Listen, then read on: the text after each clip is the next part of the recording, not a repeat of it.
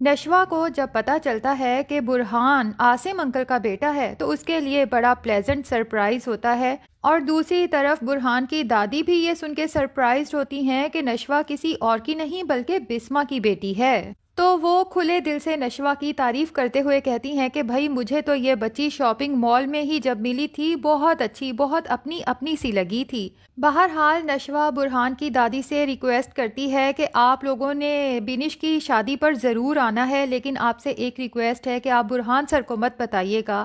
کہ میں بسما کی بیٹی ہوں، کیونکہ ایک سرپرائز تو میری طرف سے بھی بنتا ہے۔ اور پھر جب برہان اپنی دادی کے ساتھ بینش کی مہندی پہ پہنچتا ہے تو نشوا، جس کا عمار کے ساتھ تھوڑا سا جھگڑا ہوا ہے کیونکہ عمار چھپ چھپ کے فریال کی پکچرز بنا رہا تھا، اور نشوا اسے منع کرتی ہے کہ اگر قدسیہ آنٹی نے دیکھ لیا تو تمہیں پتہ ہے نا کہ تمہاری یہیں پر کلاس لگ جائے گی، تمہاری بہن کی شادی کا فنکشن ہے، کم سے کم کچھ تو لحاظ کرو۔ لیکن عمار جب نشوا سے بدتمیزی سے پیش آتا ہے تو نشوا بہت غصے سے آگے بڑھتی ہے اور بے خیالی میں بری طرح سے برہان سے ٹکرا جاتی ہے، جبکہ اس کے ہاتھ میں جو ٹرے ہوتی ہے وہ سب کچھ بھی برہان کے اوپر گرتا ہے اور اس کا ڈریس خراب ہو جاتا ہے۔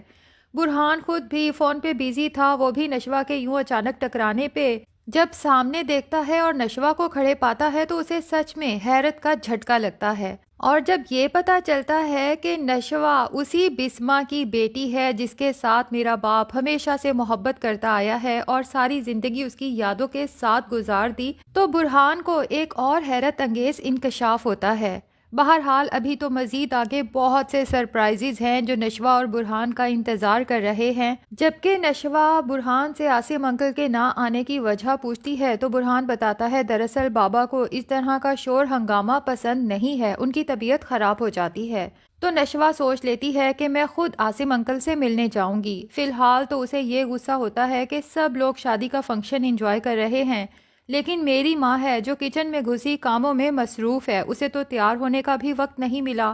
اور خود نشوا کو بھی بسما نے کاموں پہ لگا رکھا ہے۔ تو نشوا بسما کے پاس جاتی ہے اور ان سے ریکویسٹ کرتی ہے کہ پلیز اچھا سا تیار ہو کے باہر آ جائیں، آپ کے اتنا کام کرنے پہ تمغہ امتیاز ملنے والا نہیں ہے، ویسے بھی ان لوگوں نے ایک ٹیم ہائر کی ہوئی ہے کاموں کے لیے، تو آپ بلا وجہ خود کو کیوں کھپا رہی ہیں۔ اتنے میں نشوا کا تایا یعنی بختیار پیچھے آ کے کھڑا ہو جاتا ہے اور بسما کو عجیب سی نظروں سے دیکھتا ہے، جس سے بسما کو الجھن سی ہوتی ہے۔ تو نشوا یہ نوٹ کرتے ہوئے جب پیچھے مڑ کے دیکھتی ہے تو تایا کو کھڑا پاتی ہے، اور اسے ہمیشہ ہی بختیار تایا کی یہ بات بہت بری لگتی ہے کہ وہ اس کی ماں کو ہمیشہ گھوریاں مارتے رہتے ہیں، جبکہ ڈرامے کی لاسٹ ایپیسوڈز میں یہ بھی دکھایا گیا تھا کہ بختیار نے بسما کا ہاتھ پکڑنے کی کوشش بھی کی تھی۔ اب یہ نہیں پتا کہ بختیار اور بسما کا سیکرٹلی نکاح ہو چکا ہے یا وہ ویسے ہی بسما کو ہریس کرتا ہے، یہ ہمیں آنے والی ایپیسوڈز میں پتہ چلے گا۔ بہرحال فی الحال تو نشوا جب یہ سب دیکھتی ہے تو اسے یہ تو پتہ چل ہی گیا ہے کہ نشوا کے باپ سے شادی سے پہلے بسما اور عاصم انکل ایک دوسرے کو پسند کرتے تھے اور ان دونوں کی شادی کی بات بھی چل رہی تھی، لیکن پھر پتہ نہیں کیا وجہ بنی کہ میری ماں عاصم انکل کو چھوڑ کے میرے باپ کے ساتھ شادی پہ مجبور ہو گئی، جبکہ نشوا کو یہ بھی پتہ چلا ہے کہ اس کا باپ کوئی اچھا انسان نہیں تھا بلکہ بہت ہی عیاش قسم کا انسان تھا۔ جبکہ نشوا نے جب سے عاصم انکل کو دیکھا ہے وہ سوچتی ہے کاش میرے بابا ایسے ہوتے، لیکن اب وہ دل ہی دل میں فیصلہ کر چکی ہے کہ وہ ساری حقیقت پتہ چلا کے رہے گی، کیونکہ بسما تو نشوا کو کچھ بھی بتاتی نہیں ہے۔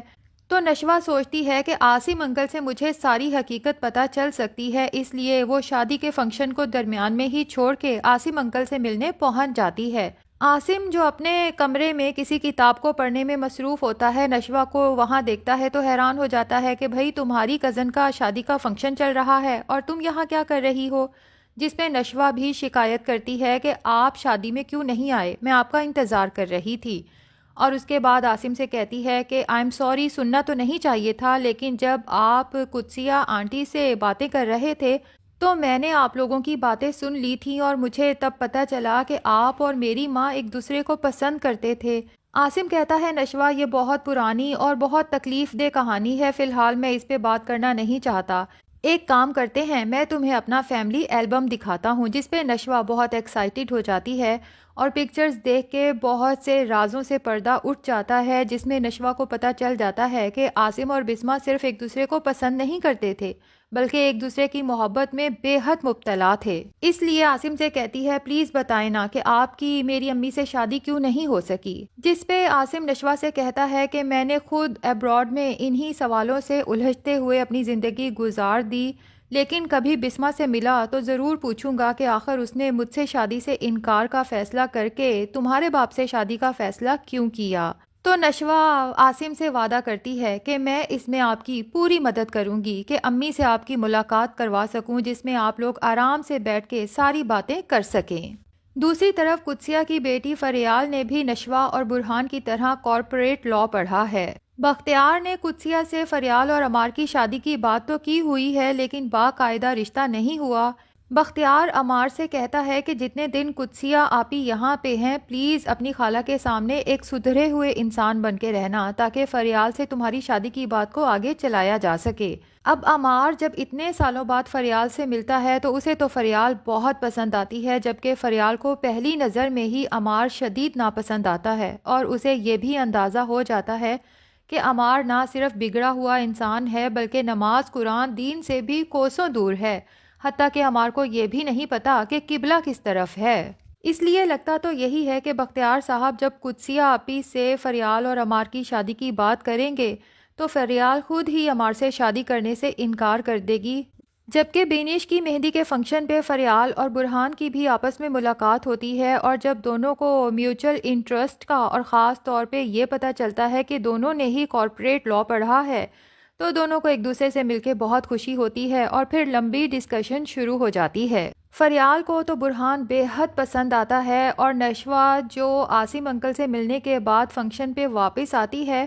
تو باہر سے ہی جب برہان اور فریال کو آپس میں باتیں کرتے ہوئے ہنستے ہوئے دیکھتی ہے تو اسے اندر سے تھوڑی سی جیلسی کی فیلنگز آتی ہیں، اور وہ سوچتی ہے کہ برہان سر نے میرے ساتھ تو بیٹھ کے تھوڑی دیر بھی بات نہیں کی، سب سے ملنے کا وقت ہے سوائے میرے۔ اتنے میں ایک گنڈا سا لڑکا آتا ہے جو نشوہ کے ساتھ چھیڑ خانی کی کوشش کرتا ہے، جبکہ عمار دور سے ہی دیکھ لیتا ہے اور فوراً جا کے اس لڑکے کا گریبان پکڑ لیتا ہے۔ اب یہ بھی نہیں پتا کہ عمار نے جان بوجھ کے نشوہ کو چھیڑنے کے لیے اس لڑکے کو بھیجا ہو۔ بہرحال آپس میں جب ہاتھا پائی ہوتی ہے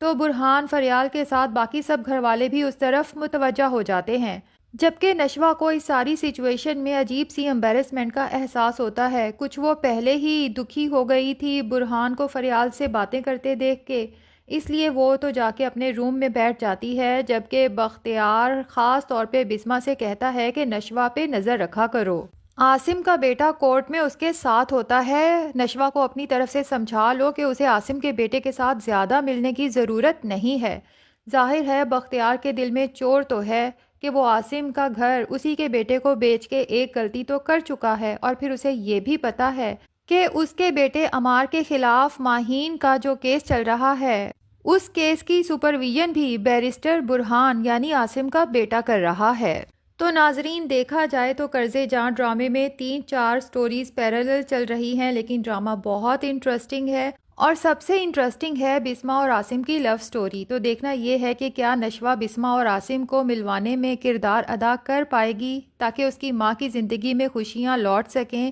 آپ میں سے کس کس کو انتظار ہے بسمہ اور عاصم کے ایک ہونے کا کمنٹ سیکشن میں ضرور بتائیں۔ ویڈیو پسند آئی ہے تو لائک اور چینل کو سبسکرائب بھی ضرور کر لیں۔